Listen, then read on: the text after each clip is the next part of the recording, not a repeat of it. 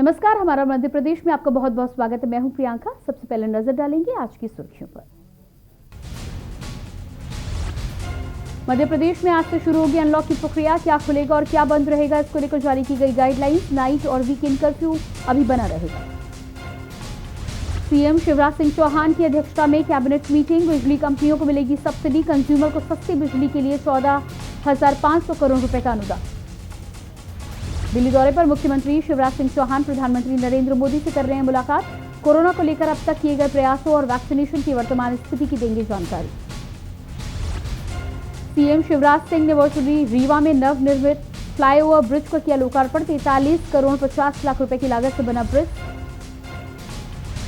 कांग्रेस प्रदेश प्रवक्ता अजय सिंह यादव ने कोरोना से हुई मौतों का बीजेपी को ठहराया जिम्मेदार। कहा, इलाज के अभाव में, अस्पतालों के अभाव में हुई मौतें। मध्य प्रदेश में ग्रीन फंगस का पहला मरीज मिला। 34 साल के मरीज को चार्टर्ड प्लेन से मुंबई भेजा गया। हिंदुजा हॉस्पिटल में एडमिट कराया गया। 1.5 महीने से चल रहा है इलाज। फेफड़ों में फैला 90% संक्रमण। की न्यूज़, खबरों का सारथी। बुलेटिन की शुरुआत करेंगे और सबसे पहले ग्वालियर से खबर आ रही है। हाईवे पर पुलिस वसूली का वीडियो वायरल। ग्वालियर से खबर, हाईवे पर पुलिस वसूली का वीडियो वायरल। आरक्षक ले रहा था ट्रक चालक से एंट्री फीस। आरक्षक ले रहा था ट्रक चालक से एंट्री फीस। आतरी थाने में पदस्थ है आरक्षक रवि गुर्जर। वीडियो वायरल होने के बाद पुलिस की हो रही है किरकिरी। ग्वालियर से बड़ी खबर आपको बता रहे हैं। हाईवे पर पुलिस वसूली का ये वीडियो वायरल हुआ है। वीडियो में आप साफ तौर पर देख पा रहे हैं आरक्षक ट्रक चालक से एंट्री फीस लेता हुआ दिखाई दे रहा है। आतरी थाने में पदस्थ है आरक्षक रवि गुर्जर और इस वीडियो के वायरल होने के बाद पुलिस विभाग की किरकिरी हो रही है। पुलिस की यूनिफॉर्म में आरक्षक रवि गुर्जर को आप तस्वीर में देख पा रहे हैं किस तरह से ट्रक चालक से एंट्री फीस के नाम पर यहां पर रिश्वत ली जा रही है। वीडियो वायरल होने के बाद पुलिस की किरकिरी होती हुई नजर आ रही है। ग्वालियर का ये वीडियो है और हाईवे पर पुलिस वसूली का ये वीडियो जोर शोर से लगातार वायरल हो रहा है। आपको बता दें कि आतरी थाने में पदस्थ है आरक्षक रवि गुर्जर ने कारनामा किया है। आप देख सकते हैं ट्रक चालक से एंट्री के नाम पर फीस वसूली जा रही है।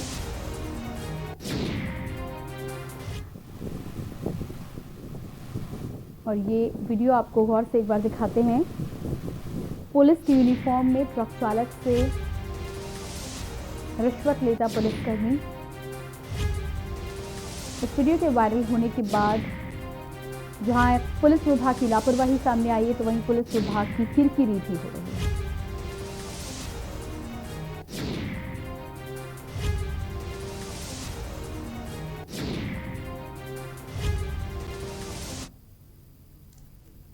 कोरोना की पहली लहर हो या दूसरी लहर, इससे लोग प्रभावित हुए हैं। कई ऐसे थे जिन्होंने अपनों को भी खो दिया। कोरोना की दूसरी लहर की चपेट में आए लोगों के लिए शिवराज सिंह चौहान ने तत्काल प्रभाव से कुछ योजनाएं लागू की थी, जिसमें मुआवजा योजना भी शामिल है। कोरोना की चपेट में आने से जिन परिवारों ने अपनों को खोया है उनके लिए इस योजना के तहत मुख्यमंत्री द्वारा 1 लाख की मुआवजा राशि देने की घोषणा की गई है। लगभग 25 दिन बीत जाने के बाद भी अभी तक पीड़ितों को राशि मुहैया नहीं कराई गई है। योजना का लाभ लेने के लिए पीड़ितों को दर बदर भटकना पड़ रहा है। वहीं कलेक्टर अविनाश लवानिया ने इस बात की पुष्टि की है कि अभी इस योजना से संबंधित सरकार की तरफ से उन्हें कोई दिशा निर्देश नहीं दिया गया है। ऐसे में ये सारी योजनाएं सिर्फ कागजों पर ही सिमटी हुई नजर आई। इस बात की पुष्टि के लिए के न्यूज की टीम ने पीड़ितों से बातचीत की तो वो काफी परेशान नजर आए। पति की कब डेथ हुई थी? 17 मई। कोविड की रिपोर्ट थी क्या? हाँ थी। कोविड के कारण डेथ हुई थी। कोविड के कारण। आपके कितने बच्चे हैं? 2 बच्चे हैं मेरे। कितने साल के हैं? एक 6.5 साल का है लड़का और 8 साल की लड़की है। 2 बच्चे हैं। 2 बच्चे हैं। कोई कमाने वाला नहीं है। क्या काम करते थे बबलू जी? और टैक्सी के काम करते थे। आपके ससुर जी है घर में और कोई बड़े? हाँ? है ना ससुर जी। वो क्या काम करते हैं? वो टैक्सी के काम कर जा। आपसे कोई सरकारी विभाग से कोई कर्मचारी कोई आए थे आपकी सूद लेने के लिए? इनकी डेथ हुई उस कारण पूछने के लिए? कोई भी नहीं आया। किसी ने आपकी और किसी आर्थिक रूप से सहायता की है? नहीं करी है। तो ये तस्वीरें हमने आपको दिखाई जहां पर योजना के नाम पर सरकारी वादे तो बहुत सारे किए जाते हैं, लेकिन वादों को जब अमल में लाने की बात होती है तो कहीं ना कहीं लापरवाही के साथ ही साथ हीला हवाली भी होती हुई नजर आती है। 25 दिन बीत जाने के बाद भी पीड़ितों को अभी तक कोई लाभ नहीं मिला है। जैसे कोरोना काल में हालात रहे, ऐसे में साफ तौर पर आसानी से देखा जा सकता है कि जो लोग पीड़ित हैं उनके पास अपने जीवन का गुजर बसर करने का कोई साधन नहीं है। ऐसे में सरकारी मदद का आश्वासन देने के बाद भी यदि मदद ना पहुंचे तो पीड़ित के सामने परेशान होने के अलावा और कोई दूसरा रास्ता नहीं बचता। इसी खबर पर हमारे साथ हमारे संवाददाता स्वाति ओगले बनी हुई हैं। जी स्वाति, यहाँ पर आपसे जानना चाहेंगे कि तमाम योजनाओं को लेकर जो बात की जाती है, मध्य प्रदेश में भी तमाम योजनाओं को लेकर ऐलान किया गया था कि पीड़ितों को लाभ दिया जाएगा कोरोना काल के दौरान जिन्होंने अपनों को खोया है। ऐसे में जो तस्वीर आपके माध्यम से हमने अपने दर्शकों को दिखाई है वो साफ तौर पर कहते हुए नजर आ रहे हैं कि 25 दिन बीत जाने के बाद भी अभी तक किसी योजना का लाभ ना तो मिला है, ना ही इस बात की पुष्टि करने के लिए कोई अधिकारी उनके घर पहुंचा है।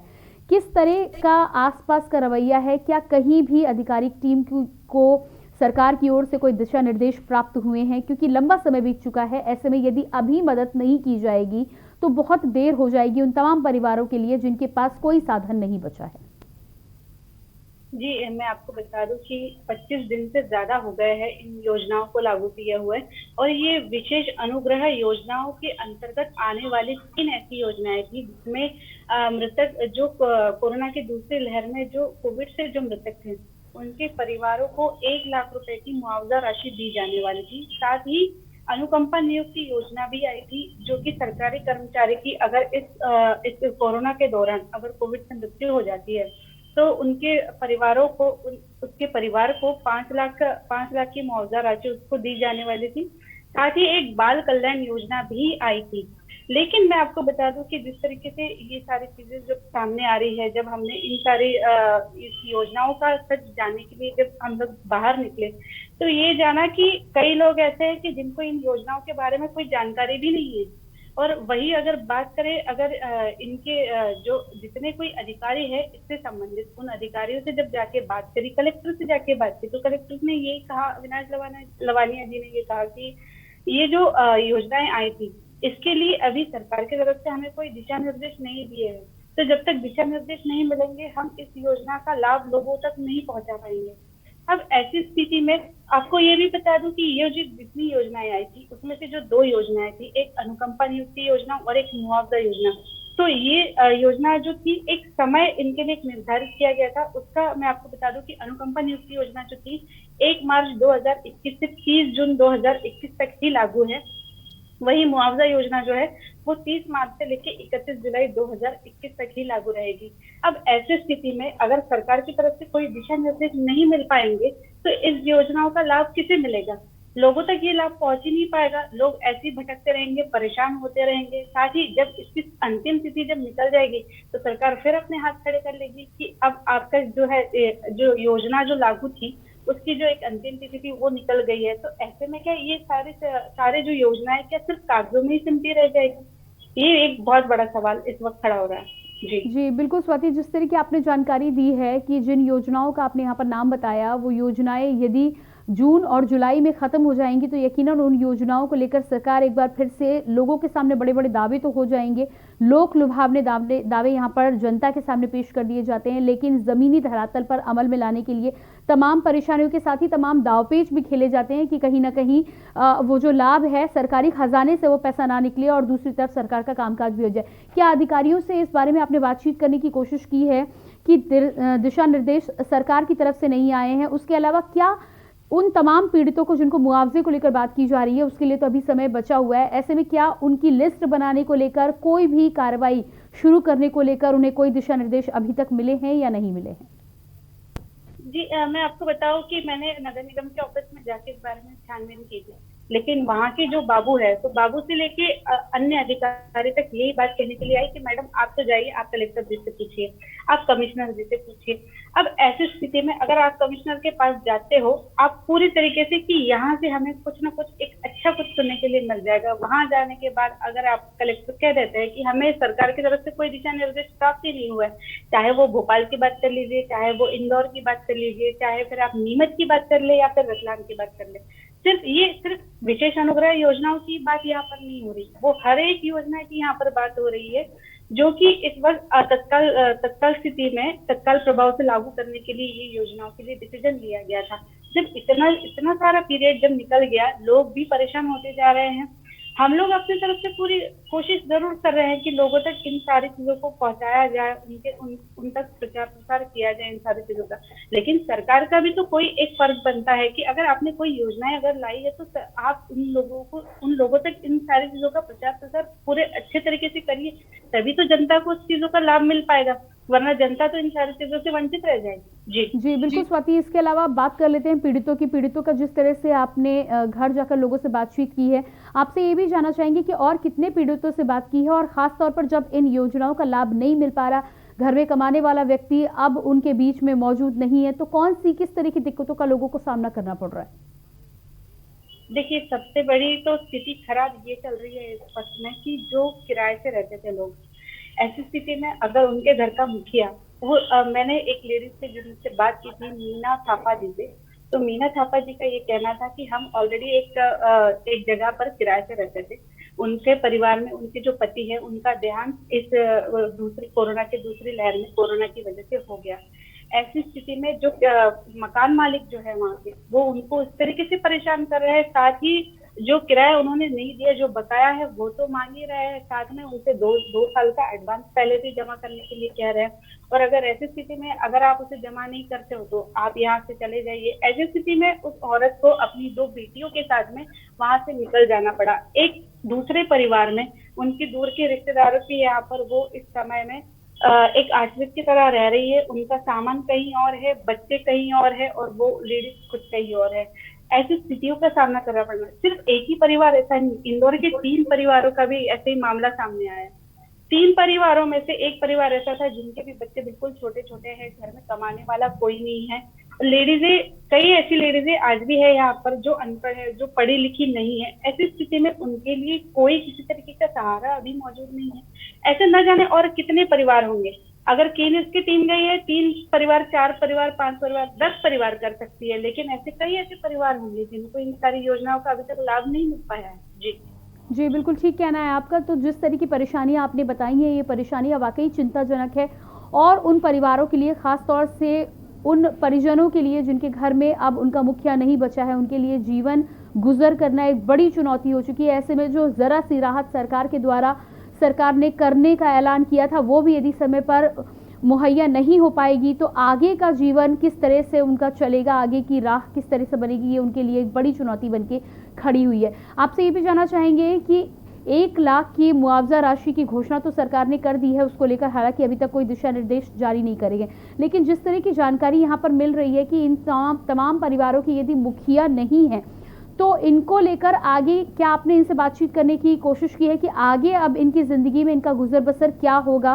क्योंकि यदि प्राइवेट में कोई व्यक्ति काम करता है तो यहाँ पर नौकरी का लाभ भी नहीं मिल पाएगा। तो ऐसे में उन लोगों ने, उन तमाम परिवारों ने अब आगे के जीवन में यदि सरकारें मदद नहीं करती हैं तो उसके अलावा क्या कुछ सोचा है? देखिए, अगर पहले बात करें परिवारों की, तो मेरे पास जितने ऐसे परिवार है उसमें से तो यही पता चला कि जो सामने से अगर घर का मुखिया अगर चला गया है कोरोना की दूसरी लहर में, तो उस वक्त में वो जो लेडीज है, उनकी जो पत्नी है, वो पत्नी पूरे तरीके से पढ़ी लिखी है नहीं। ऐसी स्थिति में किसी घर घर जाके काम मांगने के अलावा उनके पास कोई और साधन नहीं है इस वक्त। लेकिन सरकार ने जिस तरीके से 1 लाख की मुआवजे की अगर घोषणा की है, तो अगर मुआवजा अगर इनको मिल जाता है, साथ ही मैं कहती हूँ कि अगर सरकार ने ये भी एक बाल कल्याण योजना भी लाई जो तत्काल प्रभाव से लागू की गई, जिसमें जिन बच्चों के माता पिता दोनों अगर मृत हो जाते हैं कोविड की वजह से, तो ऐसे बच्चों को, ऐसे अनाथ बच्चों के लिए सरकार जो है खाद्यान्न, साथ ही शिक्षण और उसी के साथ में उनको बच्चों को आर्थिक सहायता करने का भी इन योजनाओं में कहा गया था।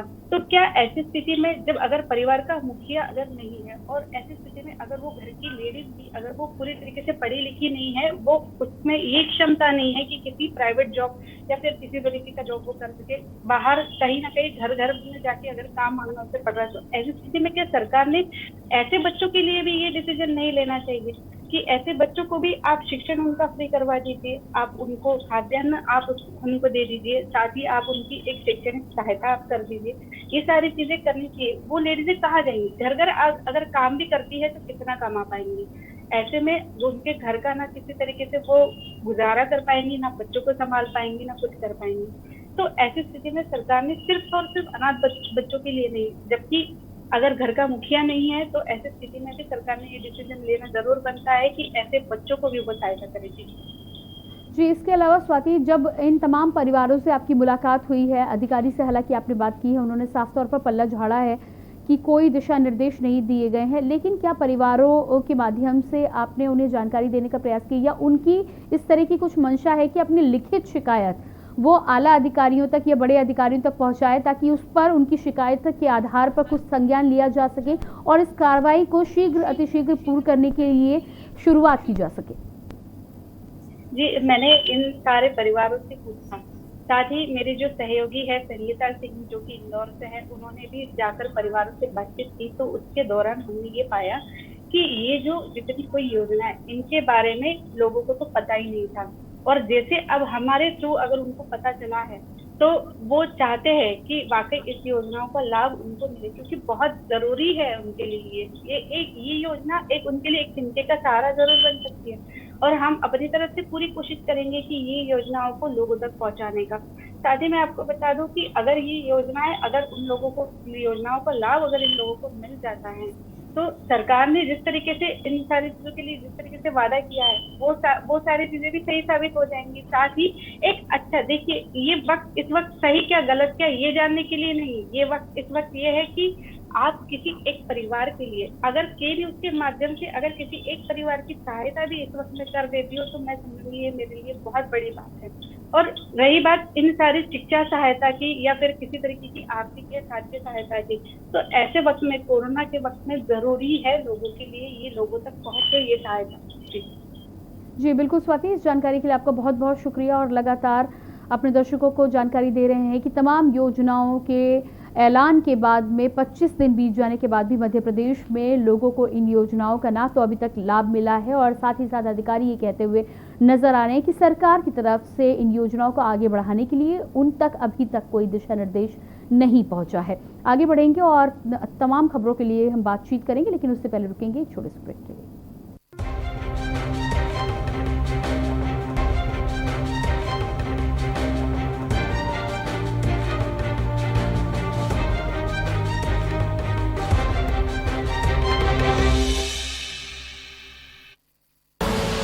आप देख रहे हैं के न्यूज, खबरों का सारथी।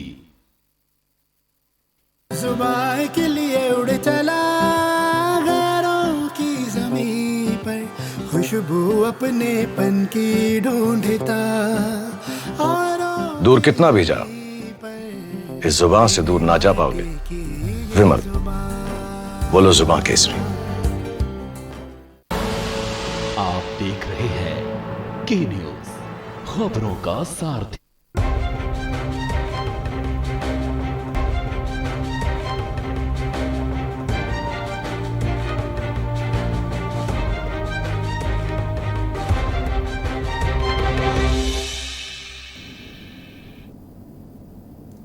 ब्रेक के बाद बात करेंगे अगली खबर की। विदिशा के नीमताल चौराहे पर कांग्रेसी कार्यकर्ताओं के द्वारा अनूठा प्रदर्शन किया गया। कांग्रेसी कार्यकर्ताओं ने महंगाई डायन खाए जाते गाना गाकर बढ़ती महंगाई के खिलाफ विरोध प्रदर्शन किया। पेट्रोल, डीजल और खाद्य तेलों के दामों में लगातार बढ़ोतरी हो रही है। महंगाई ने आम आदमी की कमर तोड़ी है, जिसको लेकर कांग्रेस कार्यकर्ताओं ने नीमताल चौराहे पर गांधी प्रतिमा के नीचे जमकर विरोध प्रदर्शन किया।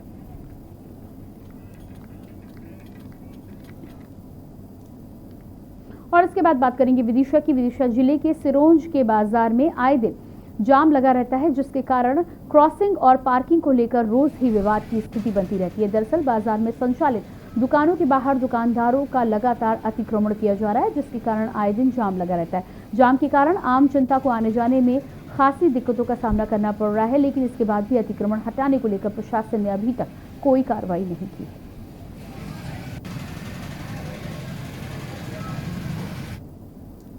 और अगली खबर छतरपुर से है, जहां केंद्रीय पर्यटन और संस्कृति मंत्री प्रहलाद सिंह पटेल के आदेश के बाद जिला प्रशासन ने भी यूनेस्को साइट खजुराहो के मंदिर को पर्यटकों के लिए खोल दिया है, लेकिन इस दौरान पर्यटकों को कोविड नियम के अनुसार ऑनलाइन प्रवेश टिकट के साथ मास्क पहनना अनिवार्य होगा। आपको बता दें कि यूनेस्को साइट खजुराहो के मंदिर के खुलने के बाद पर्यटन क्षेत्र से जुड़े हुए लोगों में खुशी का माहौल बना हुआ है। करीब 2 महीने चले लॉकडाउन के चलते पर्यटन क्षेत्र से जुड़े लोगों को अपनी आजीविका चलाने में काफी परेशानियों का सामना करना पड़ा, लेकिन अब मंदिरों के खोले जाने के बाद पर्यटन क्षेत्र से जुड़े लोगों में काफी उत्साह देखा जा रहा है।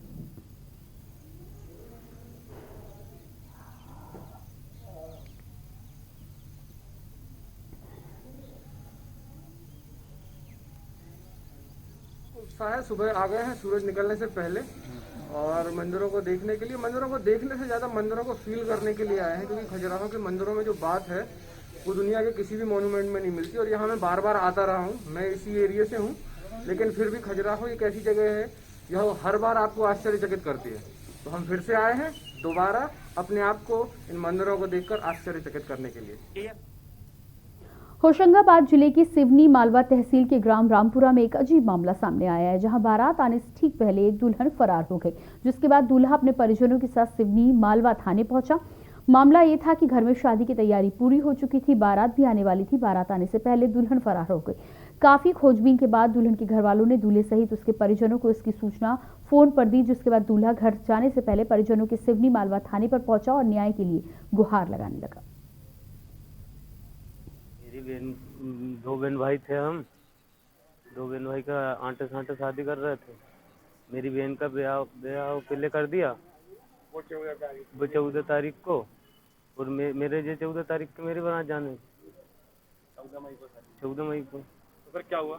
वो लड़की भाग गई 5 बजे रात को, उनकी लड़की भाग गई। हम बारात लेके जा रहे हैं, बीच में रास्ते में फोन आया। और इसके बाद आइए आपको सीधे लिए चलते राजधानी दिल्ली, जहां पर मध्य प्रदेश के मुख्यमंत्री शिवराज सिंह चौहान कुछ कह रहे हैं, आपको सुनाते हैं। आधार पर ही दिया। अलग अलग राज्यों ने सवाल उस समय उठाए थे कि संघीय ढांचा है, हम क्यों न लगाएं। तो केंद्र सरकार ने कहा राज्य लगाना चाहते तो राज्य लगाएं, लेकिन बाद में राज्य ढंग से ना तो वैक्सीन की उपलब्धता को सुनिश्चित कर पाए। कोई ग्लोबल टेंडर कर रहा था, कोई किसी कंपनी से बात कर रहा था, और पूरा अभियान बिखर सा गया था। प्रधानमंत्री जी ने अपने हाथों में लिया वैक्सीनेशन का अभियान। 21 जून से उस अभियान को हम लॉन्च करेंगे मध्य प्रदेश में भी, और निःशुल्क वैक्सीन पूरे देश को केंद्र सरकार प्रधानमंत्री जी लगवाएंगे। हमने वैक्सीनेशन के अभियान पर, क्योंकि वैक्सीन ही सुरक्षा है, और बीच में वैक्सीन के बारे में भ्रम फैलाए गए थे, उन भ्रमों को भी दूर करके व्यापक पैमाने पर जन जागरण अभियान मध्य प्रदेश में चलेगा। उसके बारे में विस्तार से हमारी चर्चा हुई है। 21 जून को मध्य प्रदेश में मैं स्वयं, सारे मंत्री, विधायक, सांसद, crisis management committees, Madhya Pradesh की प्रमुख अलग अलग क्षेत्रों की जो हस्तियां हैं वो सब वैक्सीनेशन के अभियान के लिए निकलेंगे, और एक निश्चित समय सीमा में वैक्सीनेशन का काम पूरा कर लिया जाए। इस पर उनका मार्गदर्शन मिला, उनसे चर्चा हुई। फिर वैक्सीनेशन के साथ साथ राशन भी प्रधानमंत्री जी ने कृपापूर्वक निःशुल्क देने का फैसला किया है। दिवाली तक, नवंबर तक ठीक से निःशुल्क राशन सब भाई और बहन जो जरूरतमंद है उन तक पहुंच जाए। उसके अभियान के बारे में भी उन्होंने मार्गदर्शन भी दिया, हमने चर्चा भी की। किसानों के मुद्दों पर बातचीत हुई, विशेषकर डीएपी की कीमतें काफी बढ़ गई थी, 1200 से बढ़ के 1900 हो गई थी। सब्सिडी बढ़ा दी केंद्र सरकार ने, इसलिए किसान को 1200 में ही डीएपी की बोरी मिलेगी। उसके साथ साथ मूंग की खरीदी का अभियान मध्य प्रदेश में प्रारंभ हुआ है। किसान ने ग्रीष्मकालीन मूंग पैदा किया है, तो मूंग की खरीदी के बारे में उन्होंने अनुमति दी है कि मध्य प्रदेश में किसानों का मूंग भी खरीदा जाए, ताकि किसान को उसके पसीने की पूरी कीमत मिल सके। मैंने ये भी आग्रह किया कि कोरोना के संकट के कारण आर्थिक स्थिति राज्यों की भी डगमगाई है। पिछले 2-2.5 महीने में तो कोरोना कर्फ्यू के कारण भी रेवेन्यू लॉस काफी हुआ है। मैंने उनसे आग्रह किया कि पिछले साल जीडीपी के 5.5% तक राज्यों को ऋण लेने की छूट थी। इस साल घट के 4.5% हुई।